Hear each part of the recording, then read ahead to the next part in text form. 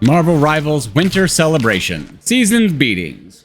Rocket hopped onto Groot's shoulder, ready to unleash a barrage of plasma blasts at their next opponent. The unlikely duo had been partners for ages now, combining their impressive combat skills to effortlessly wipe out their enemies and collect their bounties.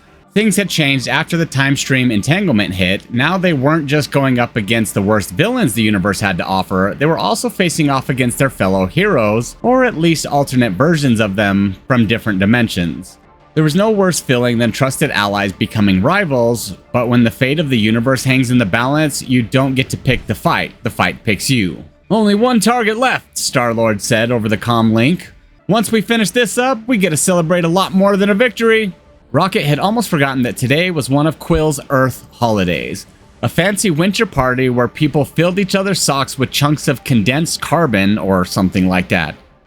Yeah, Rocket responded with a smile, glancing over at his favorite Flora Colossus.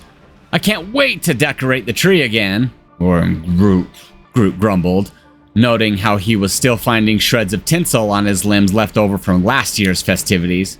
Okay, Rocket laughed. Maybe we'll skip that part and go straight to the presents. You're gonna love what I got ya, pal. It'll really come handy in a crunch. Rocket instinctively leapt for cover as Groot's body unexpectedly shattered into splinters. The pair had become so distracted by the thought of the revelry to come that they had momentarily lost track of their final opponent, but their final opponent hadn't forgotten about them. Rocket turned to see a strange creature standing in front of him, a shark-like beast with 4 tiny legs. It held one of Groot's arms in its mouth and smiled a wide, toothy grin. This was my Flarkin partner, you dumb dolphin! Rocket yelled, unleashing a fury of plasma blasts at the creature. The land shark easily dodged the blast and rushed toward Rocket. As it got closer, it opened its mighty jaws wide. Rocket shielded himself, wondering if he was about to become this beast's holiday meal. But he soon realized that the shark had simply dropped Groot's arm in front of him and waiting eagerly, wagging his fin tail. As Rocket picked up the wooden limb, Groot's finger twitched, pointing off into the distance. Rocket shrugged and threw the arm as far as he could in that direction. The shark immediately gave chase.